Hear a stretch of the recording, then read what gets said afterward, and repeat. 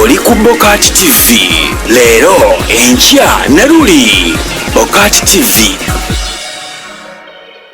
Okay, buterevu nkwaniriza nnyo ate mpozi ku BOCAT TV wale kubeera mpozi ngate otumbula webale kubeera mpozi ngate otulaba nze SULA SSENYONGA okubeera mpozi ngate nkutuusako amawulire goyina okubeera mpozi ngate omanya ku lunaku nga luno lwaliro. Nyongera okujjukiza gwe atanaba kusubscribinga beera ng'osubscribinga ku mawulire gaffe ku channel yaffe obeere mpozi ngate otufollowinga bulungi nnyo. Kale ate mpozi naawe kenyini ayagala okubeera ng'oweza ka video k'otumire ku bantu bo kyekiseera recording aka video ng'obuuza ku bantu bo oweereze ku noti 75488735 eyo ye WhatsApp number yakwembeera ate kwendabira obulungi ennyo. Kabadde kaseera kawanvu almost like 3 weeks nga 3 days nga tuwuliziganya nkomye olunaku olwaliro. Kasujja Edward ogamba otya wale kubeera mpozi nga te okomentinga bulungi nnyo baliga ya hawa nkubuzaako nembuza ate mpozi ku Mzee Kapalaga nembuza ku ate mpozi Esther Nakimero ogamba otya nembuza ku Namboze ogamba otya Farida nembuza ku Semwanga Isma ate mpozi ne Kasimu Jami Kasimu ogamba otya muto nawe nkubuzaako bali kubeera mpozi ngate otugoberera bulungi nnyo.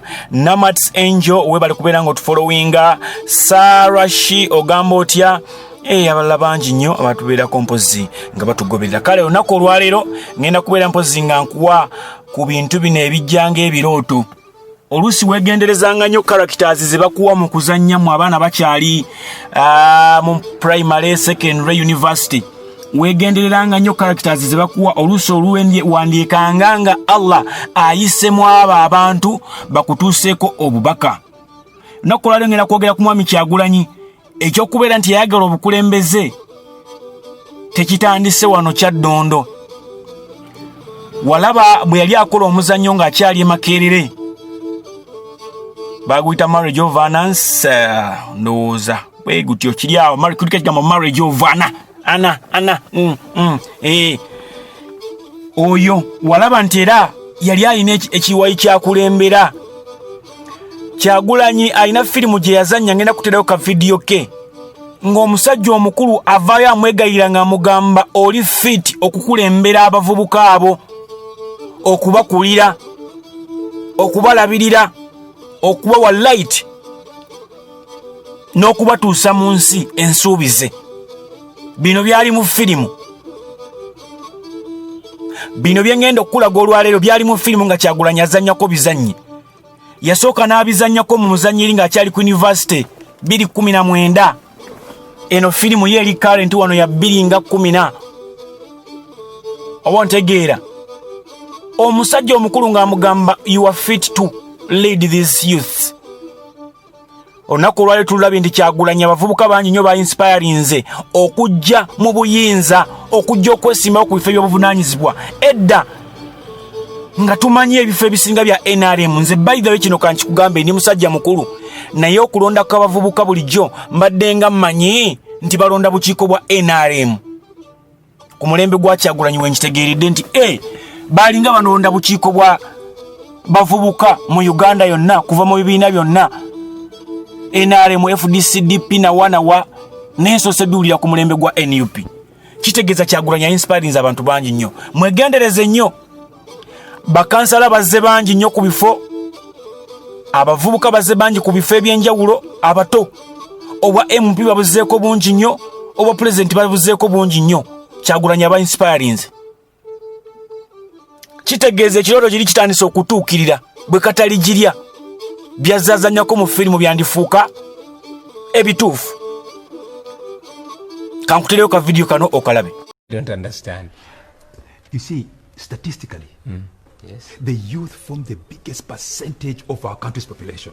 It is necessary for the youth to come forward and get involved in the general political, social, and economic affairs of their communities.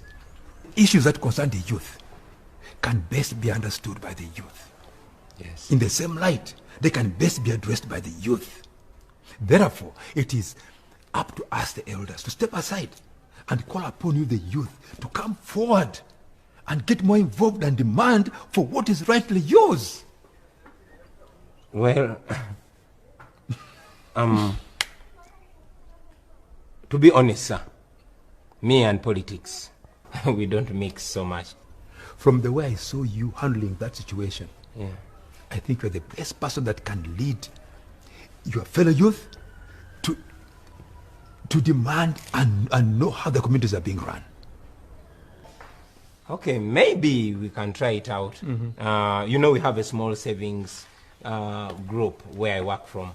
Maybe I could call a meeting of all the members and other young people around there, and you talk to them about, you know, being proactive.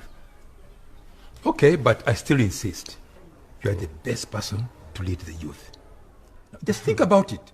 Just seriously think about it. Chirozeko. Kale Mzee. But thank you again, Mzee, for everything. I have to go rush, take care of my business. Whoever the name Mzee, I appreciate it.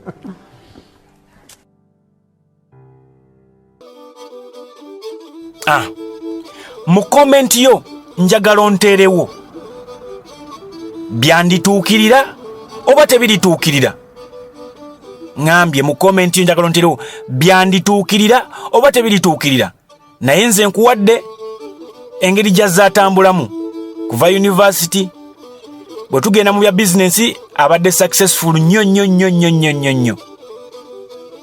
Yaweebwako ne contract ey'okubeera mpozi ng'ate agoba abavubuka ku biragalalagala ku mulembe gwa omukulu Kahera Kare. Byazaakola byeyogerera. Ebintu ebimu ajja abyogera ne bituukirira. Kyagulanyi abamu bamulabanga God sent. Talina waagenda n'ayogera n'atakyusa. Kyova olaba gavumenti emutya nnyo nti bw'omuwaayo dakiika 5 n'ayogera n'abantu bwe babeera 100 avaawo at least 80% oba abantu 80 nga bamaze okubeera nga bakyuka. Oyo ye mwana Kyagulanyi Ssentamu. Takomye okwo. Agenze mu mambuka abantu bangi badde basinga bagamba nti Kyagulanyi ali mu Central Mokoba ali Kampala wokka. Kyakoze erira mu kirabye. Kyakoze Karamoja mu kirabye, Moroto na Wanawa mu kirabye. Byakoze Mbale mu birabye. Bwe yakola embalala bwe bali balonkinga manifesto mwabiraba. Kiki kyo kyabuuza. Nkugambye byazanya mu filimu byandituukirira oba tebirituukirira. Dekawo comment wansaawo. Kyagulanyi abaana bamwagadde because ali mu age group yaabwe. Ye challenge abasinga kakati gye balina nti abasinga abesimbyewo babuuka dda the age bracket. 2 abalala tebalina kibalagako kiraga nti omuntu asobola okuva from 0 n'afuukanga Kyagulanyi. Kyagulanyi abalaze nti yatandikira eri wansi nga ghetto boy, yabawa story ye nga tayambala na ngatto ku ssomero oluusi ng'oluusi talina. N'alimba nako nti akagere kamuluma ne bakasibako plaster naye ng'ekituufu akagere kaali kalamu naye teyalina ngatto. Kati life eyo abaana abasinga mwe batambulira tebalina, babeera mu buggeto. Mukama okyomo ye gyafubutuse n'afuuka omuntu. Bantu bangi obugagga bwabwe babujje mu byabufuzi. Kyagulanyi agenza okuyingira ebyobufuzi ng'alina ssente ze. Agenza okuyingira ebyobufuzi ng'azimbye ennyumba ye, ng'alina biiki, ng'alina studio, ng'alina ebintu bingi nnyo ebyobugagga. Abasinga babijja mu byabufuzi. Abaffe Kyagulanyi yandiba president addako oba Allah gwatuleetedde oba. Tova ku BOCAT TV, nze SULA SSENYONGA, uwereza ka video ng'obuuza ku bantu bo tujja kubeera mpozi nga tukakuteerayo ate obeerenga mpozi nga te onyumirwa obulamu. Bye bye. Oli ku BOCAT TV leero enkya na luli. BOCAT TV.